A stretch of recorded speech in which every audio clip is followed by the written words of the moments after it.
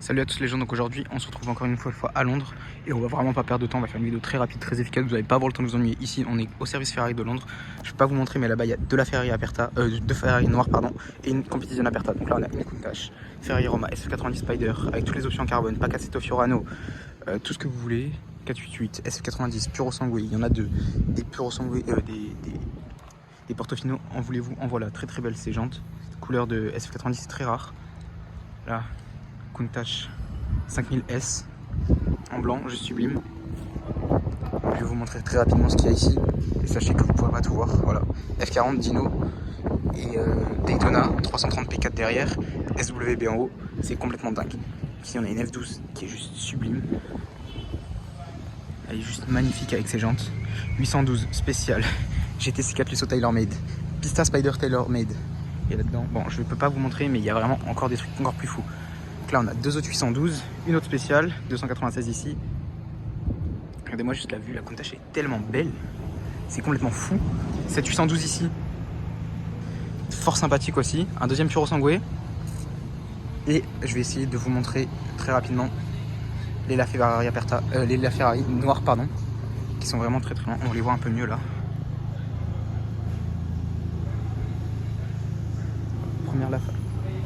Et pour finir, la deuxième qui est de l'autre côté, que vous pourrez juste apercevoir juste ici. Donc voilà, c'est complètement fou. On va directement aller jusqu'à Joe Macari et on se retrouve à l'intérieur du showroom. Donc on quitte la rue avec le service Ferrari et on va directement se rendre à Joe Macari. Donc si un jour vous comptez venir à Joe Macari, c'est quelque chose qu'il faut que vous sachiez parce que c'est vraiment un endroit incontournable.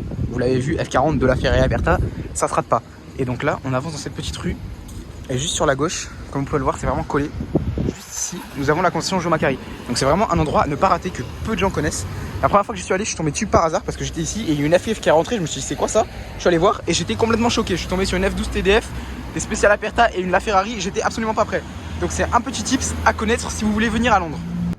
Donc comme je vous l'ai dit, on va pas perdre plus de temps, on va aller très vite. Là il y a la plus grosse dinguerie du showroom, je sais pas si vous avez pu voir. Enfin la plus grosse dinguerie du showroom, une nouvelle que je n'ai jamais vue. Il y a encore beaucoup de choses que j'ai déjà vues, notamment cette 917 LH. Donc 25 dans le monde, Bugatti Siento 10 dans le monde. C'est celle de François Perraudot comme de nombreuses voitures qui aura ici. Ferrari 812 GTS. Project 8. Jaguar Project 8, très rare, très très rare. GTC 4 Lusso. On va s'attaquer directement à cette SP3 Daytona qui appartient encore une fois à François Perraudot, donc qui a un multiple vainqueur du Mans, etc. On pourrait retrouver son Insta Fanch Racing. Elle est juste sublime. Avec le toit en toile. Assez surprenant. Derrière, on a une 275 GTB. Alors, il faudrait vraiment que j'apprenne à reconnaître les short nose, les 2, les 4, les 6. Parce que honnêtement, j'adore ces voitures, mais je connais pas toutes très bien. Ici, 550 Barchetta Pininfarina. En vrai, c'est juste sublime. C'est juste magnifique. Accompagné d'ici, une 275 GTB, une deuxième. Bon, les deux, je les avais déjà vus cet été. Donc, je vais pas m'attarder dessus. Donc, ici, on a une. J'ai pas envie de dire de bêtises, donc je vais pas vous mentir. Je vais aller regarder. Super America. Avec l'arrière, j'ai reconnu, mais vu qu'elle est devant, elle ne l'est pas. Donc, si je me trompe pas, c'est 649 exemplaires. On en avait vu une anime de Super America qui était verte, qui était juste magnifique. Donc, celle-ci, bon, c'est les barquettes des années 40-50. Honnêtement, le nom, je saurais pas vous dire, mais je pense que ça doit coûter extrêmement cher et être extrêmement rare. Donc, je suis très content de voir ce genre de voiture. Et vous allez voir que ce n'est pas la seule de la vidéo. Donc, ici, on a une Cobra Daytona, si je me trompe pas. Honnêtement, peut-être que je vais dire des bêtises, hein, mais corrigez-moi. Ah non, c'est absolument pas une Cobra Daytona, c'est une Jaguar type D.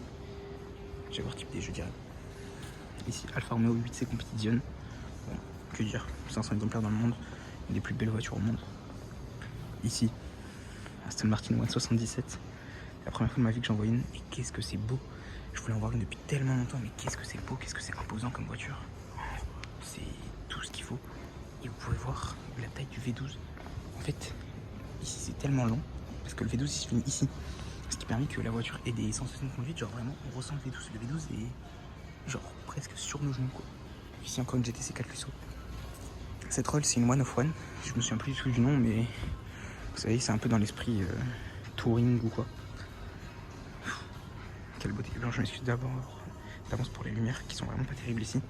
surtout à cette heure-ci. Ici une Porsche 962, complètement dingue. Avec ici, je dirais une 275 Spider, comme celle-ci d'ailleurs. Oui, ce sont les mêmes. Donc je dirais une 275 Spider, mais je suis absolument pas sûr. Daytona, et je sais pas si vous pouvez le voir. Elle est violette, c'est complètement fou. Daytona violette. Donc, exactement le même modèle que celle-ci. Donc je dirais 275 Spider, mais je suis absolument pas sûr. Aston Martin DB5 Volante, 917 qu'on a déjà vu.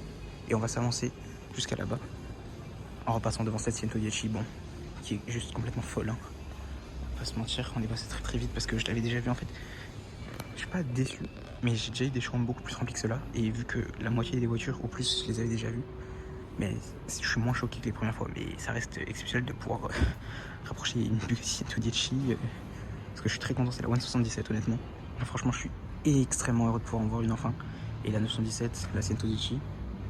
Bon, une 250 GT California. Ça aussi, on en avait vu une dans la vidéo à Nîmes que vous avez. Si vous n'avez pas vu, je vous invite à aller voir. C'est pour Nîmes, je pense, le meilleur spot all-time de la ville. Donc 250 GT California, donc 50 exemplaires dans le monde de celle-ci.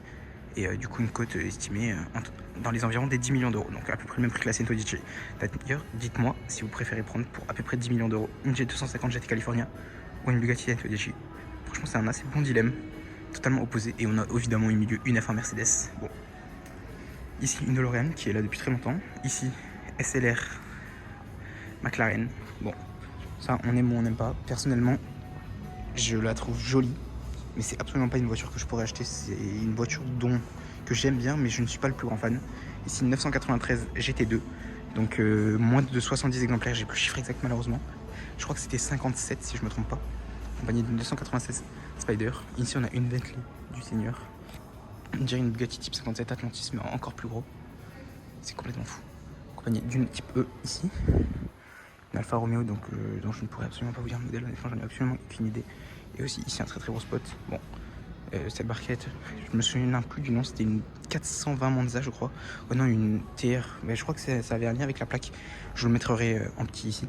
Et c'était une dizaine d'exemplaires, même pas. Et ici, Ferrari Dino, ce Azuro Dino, qui va plutôt bien avec la voiture, qui est juste tout simplement magnifique. Et ici, une 512 BB si je ne m'abuse. Si je ne m'abuse, une 512 BB. Voilà, 512 BB. Je suis plutôt fier de moi quand j'arrive à reconnaître des modèles de ce style parce que c'est pas ce qui est le plus facile. Franchement, dites-moi ce que vous en avez pensé. Je vous ai fait une petite vidéo très rapide, très efficace. J'espère que vous n'aurez pas eu le temps de vous ennuyer.